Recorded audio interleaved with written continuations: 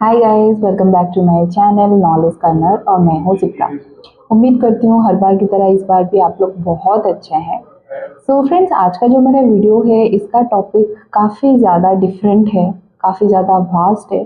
सो मैंने डिसाइड किया कि इसके ऊपर जो भी रिसर्च मैं करूँगी थोड़ा थोड़ा करके सीरीज़ में मैं एपिसोड्स डालती जाऊँगी ताकि आपको समझने में और चीज़ों को जानने में इजी हो। क्योंकि आज का जो टॉपिक है उसका नाम है space detection of early anomalies. तो स्पेस ये वर्ड अपने आप में ही एक बहुत बड़ी दुनिया है। आप सबको पता है ये कितना वास्ट है, इसके बारे में आप जितना पढ़ेंगे उसके अंदर खो जाएंगे। तो मैंने बहुत सारी चीज़ों पे इसके ऊपर रिसर्च किया है, बहुत सारे आर्टिकल्स मैं गो थ्रू की हूँ। तो कुछ कुछ पॉइंट्स है जो मैं चाहती हूँ कि सबको जानना चाहिए। हम जिस दुनिया में रहते हैं उस दुनिया के बारे में और उस दुनिया के बियॉन्ड क्या क्या है वो तो कुछ ना कुछ हमें जानना ही चाहिए। नहीं तो हम अपने बच्चों को कैसे सिखाएंगे कि चीज़ें क्या है, कैसा है, हम कैसे दुनिया में सरवाइव कर रहे हैं। तो यस, इम्पोर्टेंट पॉइंट्स कुछ कुछ है, जैसे कि मैंने बताया मैं सीरीज में अब एपिसोड्स डालने वाली हूँ। ये है पार्ट 1। इसमें मैं कुछ चीज़ें आपके साथ डिस्कस करूँगी। So without wasting any time let's start today's discussion friends. तो friends, as per the study जो भी हमारे सैटेलाइट्स है स्पेस में उसका पोटेंशियल पता चलता है। सैटेलाइट्स में उतना ज़्यादा पोटेंशियल होता है कि उसके थ्रू ये जो यूनिवर्स में क्या क्या चल रहा है, हमारे अर्थ के ऊपर इसका इम्पैक्ट क्या पड़ रहा है, ये सारा चीज़ हमको अर्ली इंडिकेशंस देता है। ये किसके थ्रू होता है? ये एनिमल्स के थ्रू होता है। तो इसके थ्रू सैटेलाइट्स हमें इंडिकेटर्स देते हैं कि ये होने वाला है। For example earthquakes. आज की डेट में अर्थक्वेक्स होने से पहले बहुत सारे जगह पे अर्ली साइंस मिल जाता है, जिससे लोगों को आगाह किया जाता है कि इतना पॉइंट या उतना पॉइंट यहाँ पे इस टाइम पे होने वाला है। किसी किसी जगह पे सडन होता है, बट यस कहीं पे पॉसिबिलिटीज है, उसका इंडिकेटर डेफिनेटली सैटेलाइट हमें दे देता है। आज के मॉडर्न एस्ट्रोफिजिक्स के चलते ये एक बहुत बड़ा क्रूशियल पार्ट है इन स्पेस। ये इमेजिन करना, ये प्रेडिक्शन करना या फिर ये ऑब्जर्व करना, और आप बता सकते हैं कुछ सारे फेनोमेना को एनालिसिस करके पता करना कि ये आगे होने वाला है। यूनिवर्स कितना बड़ा है और यूनिवर्स में क्या क्या हर टाइम चल रहा है, इसका सारा नोट डाउन साइंटिस्ट कर रहे हैं। इतने सारे डेटा को लेके ये कंफ्यूजन तो करता ही है।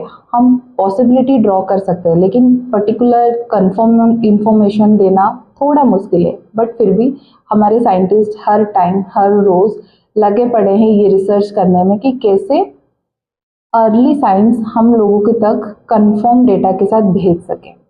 तो इसमें बहुत सारे एनिमल्स के एग्जाम्पल है जो पहले भी प्रेडिक्ट किया गया है और उसके ऊपर स्टडी किया गया है, और जब ये पता चला उसके बाद क्या क्या स्टेप लेके इन सारी चीज़ों को कंट्रोल किया गया है, वो सारा मैं आपके साथ डिस्कस करना चाहती हूँ। चलिए शुरू करते हैं। इसमें पहला पॉइंट है gravitational waves. Gravitational waves have been a major focus since a decade. It ripples in the space-time caused by various cosmic events. Mostly focus किया जाता है ब्लैक होल मर्जर्स के ऊपर। ब्लैक होल मर्जर्स और neutron stars, इनके जो भी properties है, इनका इंसाइट 2015 में दिया गया था। जो जिनके द्वारा ये दिया गया था उनका नाम है LIGO, LIGO, and another one detector is वर्गो। ये दोनों डिटेक्टर्स है जो अर्ली साइन दे दिए थे कि ब्लैक होल मर्जर और न्यूट्रॉन स्टार्स के बीच कुछ तो न्यूमरस इवेंट देखने के लिए मिल रहा है and it can head towards something, so be prepared for it. और मैं आपको बता दूं, this detection came from a merger of two black holes and that's 1.3 billion light years away. Can you imagine that? Gravitational waves are produced by high speed and high amount masses. तो gravitational waves का भी बहुत सारा चीज़ें हैं, बहुत सारा की पॉइंट्स है जो मैं आपको नेक्स्ट सीरीज में बताऊंगी। फिलहाल के लिए ग्रेविटेशनल वेव्स हमारा सबसे बड़ा फोकस है इन स्पेस टाइम, क्योंकि इसका काफ़ी इम्पैक्ट अर्थ के ऊपर पड़ता है। चलिए फ्रेंड्स, अभी बात करते हैं ये जो ग्रेविटेशनल वेव्स के बारे में मैं आपको बोल रही हूँ, उसके सोर्सेज क्या क्या है, किसके थ्रू ग्रेविटेशनल फॉर्म होते हैं और उसको हम क्या क्या बोल सकते हैं। उसमें बहुत सारे सोर्सेज है, मैंने कुछ कुछ लिस्ट डाउन किया है, फिर डिस्कस करते हैं। पहला पॉइंट है ब्लैक होल मर्जर्स। जब दो ब्लैक होल आपस में ऑर्बिट करते हैं और इवेंचुअली मर्ज हो जाते हैं, तब स्ट्रॉन्ग ग्रेविटेशनल वेव फॉर्म होता है। जैसे कि मैंने आपको बताया, ये 2015 में LIGO डिटेक्टर ने डिटेक्ट किया था और अर्ली इंडिकेटर्स साइंटिस्ट को दिए थे कि आगे चल के ये ग्रेविटेशनल वेव्स जो है वो दुनिया में कुछ तो आफत मचाने वाले हैं। So be prepared and start organising things to be under control. Then the next one is neutron star collision. जैसे ही ब्लैक होल में होता है, वैसे ही जब न्यूट्रॉन स्टार्स एक दूसरे में मर्ज होते हैं, तब वो ग्रेविटेशनल वेव्स एमिट करते हैं। This can also result in electromagnetic signals aligning for multi messenger astronomy.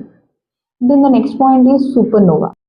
आपको पता है फ्रेंड्स, हम घर बैठ के एक खुला आसमान में बहुत सारे स्टार्स देखते हैं, लेकिन उस स्टार्स की दुनिया में क्या क्या होता रहता है हमें उसका कोई भी इल्म तक नहीं है।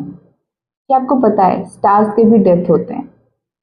तो जब कोई एक्सप्लोसिव डेथ होता है किसी भी स्टार का, उसमें स्ट्रॉन्ग ग्रेविटेशनल वेव्स का फॉर्मेशन होता है।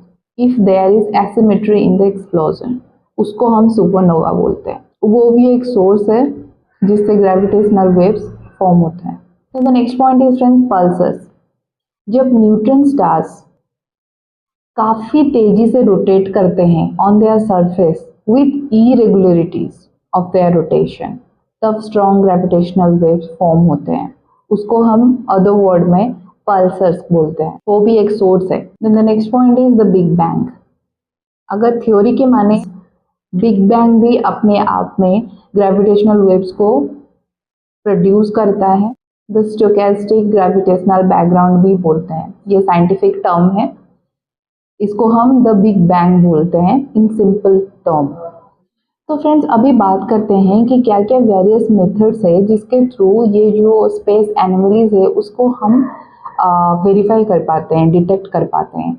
इसमें पहला है SST, जिसका फुल फॉर्म है स्पेस सर्विलेंस ट्रैकर। तो इसमें आते हैं दो चीज़ें, एक है रैडर सिस्टम, दूसरा है ऑप्टिकल टेलीस्कोप्स। तो रैडर सिस्टम में क्या होता है मोस्टली, ये एक लो अर्थ ऑर्बिट में बोल सकती हूँ। अर्थ का जो लोअर ऑर्बिट है उसमें क्या क्या ऑब्जेक्ट्स है, क्या क्या न्यूमरस एक्टिविटीज हो रहे हैं, कौन सा सैटेलाइट एक्टिव है और स्पेस डेब्रिस कैसे हो रहा है, उसको ट्रैक करना, उसको डिटेक्ट करना। उसमें थोड़ा थोड़ा जो इसको ग्राउंड लेवल रैडर सिस्टम हम बोलते हैं। ये क्यों बोला जाता है? क्योंकि ये लियो दैट्स लोअर अर्थ ऑर्बिट, उसमें क्या क्या चेंजेस हो रहे हैं, स्पेस का डेब्रिस वगैरह क्या है, वो इंडिकेशन ये रैडर सिस्टम बताता है ट्रैक करके कि कोई पॉसिबल कॉलिजन होने वाला है कि नहीं, उसका इंडिकेशन देता है। Then the next one is optical telescopes. Optical telescope थोड़ा हायर लेवल में डिटेक्शन ट्रैकिंग वगैरह देता है। जैसे ये लोअर ऑर्बिट में बताता है रैडर सिस्टम, वैसे ऑप्टिकल टेलीस्कोप्स में क्या होता है ना, हायर लेवल में स्पेस में क्या क्या चेंजेस हो रहा है, कुछ नया ऑब्जेक्ट अगर दिख रहा है तो उसको ट्रैक करके वो इन्फॉर्म करता है, या फिर कोई अगर नोन ऑब्जेक्ट ऑलरेडी एग्जिस्ट कर रहा है स्पेस में, उसमें कुछ चेंजेस हो रहा है, तो उन सारी चीज़ों को वो बताता है और अर्ली इंडिकेशन देता है कि this is the change and this is the collision is going to happen. तो friends, second point is the various sensors in space.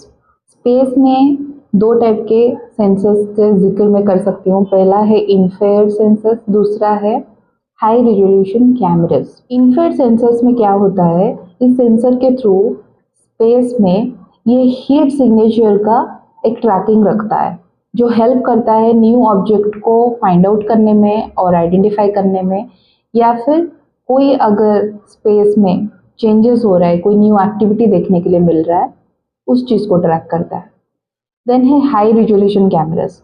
Spacecraft के साथ इक्विप्ड होके जब हाई रिजोल्यूशन कैमरास इंस्टॉल किया गया है, उसके थ्रू क्या होता है, ये एक डिटेल्ड एंड क्लियर इमेजेस ले सकता है स्पेस का, उसमें क्या नया ऑब्जेक्ट है, उस ऑब्जेक्ट में क्या चेंजेस हो रहा है, हमारे जो वेरियस सैटेलाइट्स है उनका पोजीशन ठीक है कि नहीं, अगर उनके पोजीशन में भी कुछ चेंजेस हो रहा है तो उसका भी एक ट्रैक रख के वो हमें इंडिकेशंस दे सकता है, कभी इंडिकेशन दे सकता है कि these are the things happening. Then the next point is friends machine learning and AI. इसमें भी 2 पॉइंट का जिक्र मैं करना चाहूंगी। पहला है एनोमली डिटेक्शन एल्गोरिथम्स, दूसरा है predictive analysis. Anomaly detection algorithm में मैं ये बताना चाहती हूँ कि मशीन लर्निंग और एआई के थ्रू हम huge amount of data retrieve कर सकते हैं स्पेस से। इसके थ्रू हमें वेरियस एनोमलीज का इंडिकेशन मिल जाता है, हमें ट्रैकिंग मिल जाता है और इससे हम बहुत सारी चीज़ें एनालाइज कर सकते हैं, ऑब्जर्व कर सकते हैं, जो कि एक ह्यूमन एनालिस्ट करने में शायद चूक जाए, क्योंकि इसमें जो पावर है वो ह्यूमन एनालाइज करेगा तो उसके कंपैरिजन में थोड़ा बहुत ऊपर नीचे तो होगा ही होगा। इसमें मोस्टली वो 2 चीज़ें करता है। इसमें वो स्पेस में जो भी हो रहा है उसका एक पैटर्न वो ट्रैक करता है, दूसरा है ये एनोमलीज को डिटेक्ट करके इंडिकेशंस देता है। देन इसमें मैं और एक पॉइंट बोली, predictive analysis. Predictive analysis mostly human ही करते हैं। वो एक प्रेडिक्टिव एनालिसिस करते हैं बेस्ड ऑन हिस्टोरिकल डेटा और इसके थ्रू वो पता लगाते हैं कि ये सारे एनिमल्स डिटेक्ट हो सकते हैं और इसके वजह से ये जो भी चीज़ें आगे होने वाला है ये कॉलिजन शायद घट सकता है, वहाँ पे एक शायद रहता है, कंफर्मेशन मैसेजेस नहीं रहता है। That's called predictive analysis. तो friends next point is space monitoring system. इसमें भी 2 चीज़ों का मैं जिक्र करना चाहती हूँ। पहला है सोलर सिस्टम, सोलर ऑब्जर्वेशंस।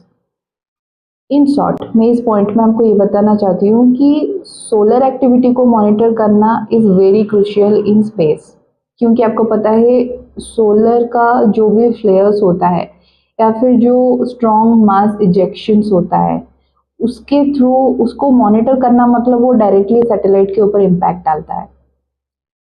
जो भी स्पेस में और सारे सिस्टम्स है, स्पेस बेस्ड तो बहुत सारी चीज़ें, बहुत सारे इक्विपमेंट, बहुत सारे कैमराज है, तो उसके ऊपर भी ये इफेक्ट डालता है। So it's very crucial, still scientist are trying their best day by day to improve the journey.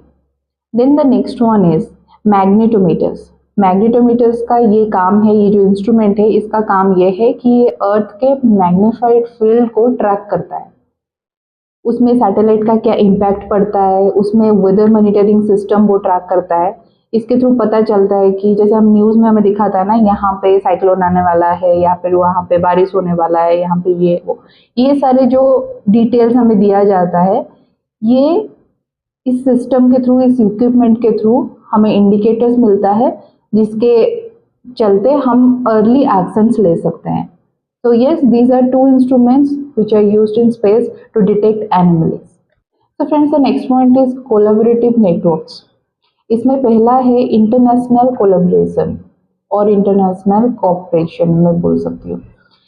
जो भी हमारे बड़े बड़े स्पेस एजेंसीज है लाइक यूनाइटेड स्टेट्स का SSN स्पेस सर्विलेंस नेटवर्क और यूरोपियन स्पेस एजेंसी,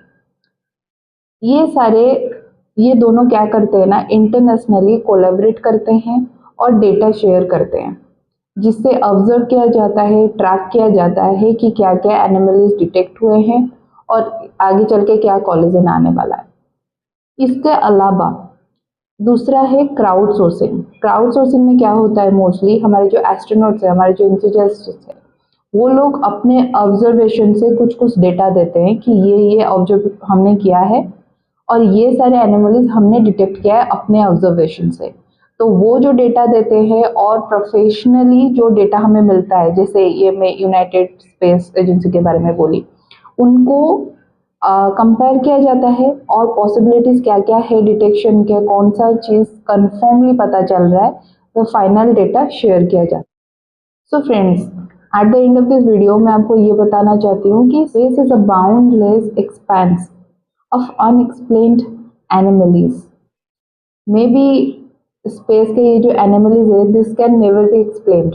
हम जैसे कि मैंने बताया, हम एक खुला आसमान देखते हैं, लेकिन उस खुला आसमान में क्या चल रहा है, वो दुनिया क्या है, उसमें क्या चेंजेस हो रहा है, उसका हमें कोई आइडिया नहीं है। हमारे आउट ऑफ द बॉक्स जाके सोचने से भी हमें कुछ भी पता नहीं चलेगा। वो इतना क्रूशियल है, वो उतना कॉम्प्लिकेटेड है। This is why it's not surprising that several space anomalies have stumped many scientists.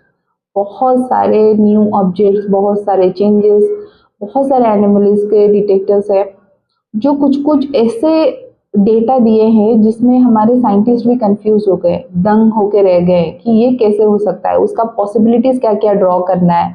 आज भी वो लोग वहीं पे स्टक है। So research will still go on. Till then मैं अपना रिसर्च कर लेती हूँ नेक्स्ट सीरीज के लिए। जैसे कि मैंने आपको प्रॉमिस किया था वीडियो के स्टार्टिंग में कि इसमें जो भी डिटेल्स मैंने दिया है इसके रिलेटेड और इसके बाद भी क्या क्या चीज़ें हमें देखने के लिए मिलता है और क्या क्या डिटेल्स हमें साइंटिस्ट से मिलते हैं, वो सारा चीज़ मैं नेक्स्ट एपिसोड में आपके साथ शेयर करूँगी। आई होप ये वीडियो आपको थोड़ा बहुत जानकारी दिया होगा। ये तो बहुत वास्ट है, फिर भी कुछ कुछ पॉइंट्स मैंने नोट डाउन करके आपके साथ शेयर किया है। आई बिलीव कि हम जिस दुनिया में रहते हैं और बियॉन्ड इस दुनिया के जो भी चीज़ें हैं, हम सबको कुछ ना कुछ पता रहना चाहिए कि एक्चुअली ये सर्कमस्टांस कैसा है, ये दुनिया कैसा है। So about universe, about this anomaly thing we will continue to explore in next episode. अगर आपको अच्छा लगा हो तो आप प्लीज़ लाइक कर दीजिए। अगर आपको कोई भी क्वेश्चंस है आप प्लीज़ मुझे कमेंट बॉक्स में पूछ सकते हैं, मैं हमेशा ही वेट करती हूँ उन सारे मैसेजेस का। तो फ्रेंड्स, अगर आप मेरा चैनल पहली बार देख रहे हैं तो आप प्लीज़ लाइक कर दीजिए और सब्सक्राइब कर दीजिए, और सबसे ज़्यादा इम्पोर्टेंट मेरे चैनल पे जो बेल आइकन है उसको प्लीज़ क्लिक कर दीजिए ताकि मेरे अपकमिंग एपिसोड के नोटिफिकेशन आपको तुरंत से आ जाए। अगर आपको कोई भी क्वेश्चंस पूछना है या फिर इसी के तरह कोई भी और वीडियो चाहिए तो प्लीज़ कमेंट बॉक्स में लिख के मुझे भेजिए। I will be very happy. जैसा प्यार आप मेरे चैनल को दे रहे हो, उम्मीद करती हूँ आगे भी मिलता रहेगा। It will motivate me on lot. तो फ्रेंड्स, जब तक मैं नया वीडियो, नया सीरीज पोस्ट नहीं करती हूँ तब तक आप लोग सब अपना बहुत ख्याल रखिए। Love you guys, bye.